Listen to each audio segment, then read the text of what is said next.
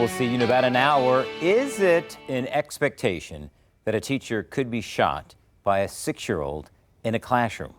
That's what lawyers for one local school district believe. And that question is central in a hearing this afternoon in the lawsuit filed by Newport News teacher Abby Zwerner, now a former teacher. Zwerner filed a $40 million lawsuit against the school board after police say a 6-year-old shot her last January. News 3 reporter Brendan Ponton has the latest from the courthouse. This was the second hearing in this lawsuit, and now the case moves forward to a big hearing this fall when a judge will decide whether or not Abby Zwerner's injuries are covered under workers' compensation and thus not eligible for damages in a lawsuit.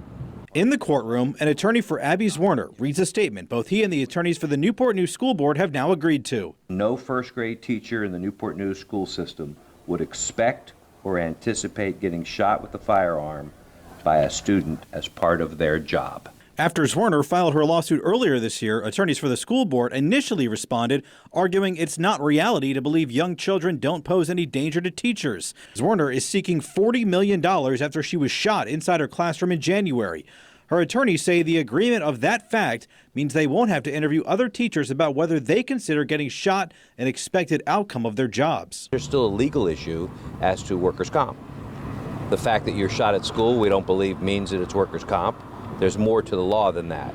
The judge will use these facts to make a decision, but we won't have to put on days of evidence anymore.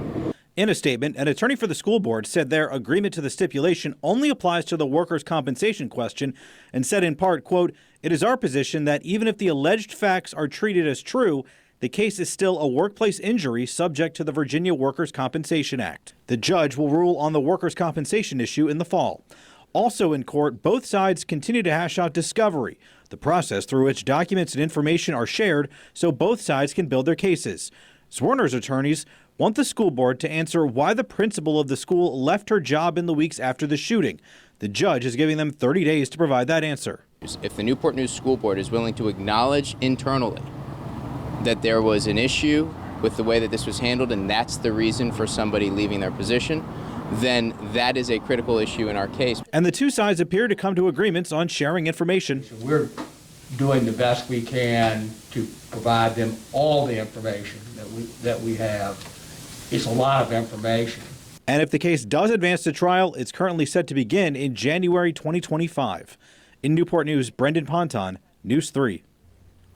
We've been closely following all the developments in this case, and you can find all that information on WTKR.com.